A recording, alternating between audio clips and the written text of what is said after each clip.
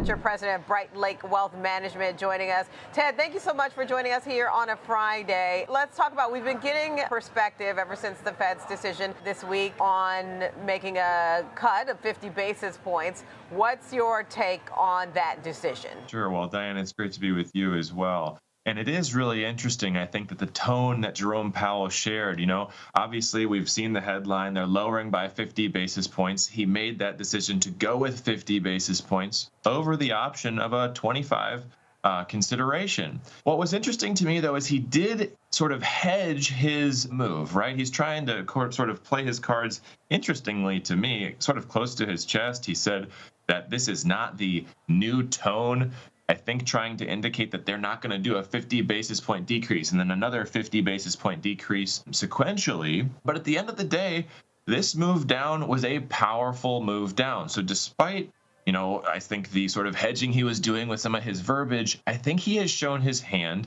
And I think what Jerome Powell has said is that the Fed believes, even with the dissenter, that the inflation problem is more or less behind us. And so now we start to look forward as to all the secondary consequences that go with it.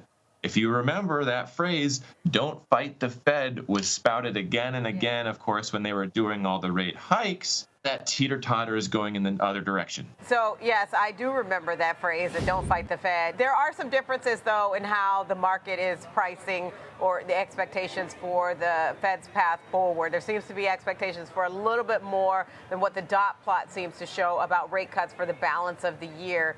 Who do you think is getting it right?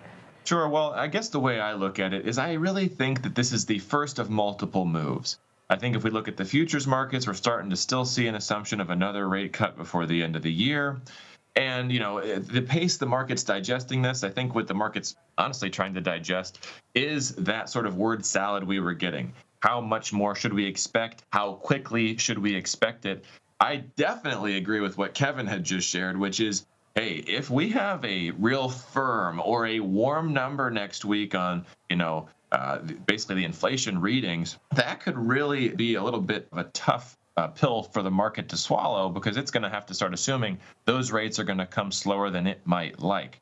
But what's so interesting to me is really what's been happening with these headlines. We always hear on Wall Street, right? Buy the rumor, sell the news. And it's almost like all these headline data numbers that have been coming out lately get revised in the other direction after we, go through the revision process. And so when is the right buying opportunity? When is the right selling opportunity?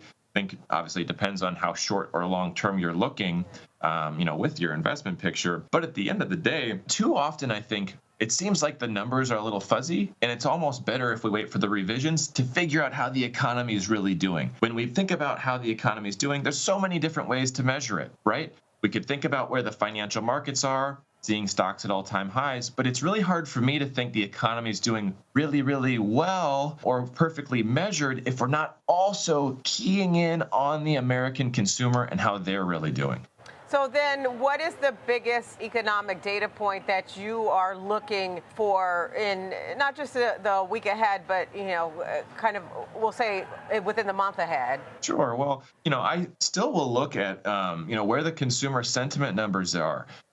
Interestingly to me, I still keep looking at how much debt the average consumer is actually carrying. Americans are now carrying, of course, we've heard over $1 trillion in credit card debt. And what that tells me is most Americans, they're not just living paycheck to paycheck. Too many of them are living credit card payment to credit card payment.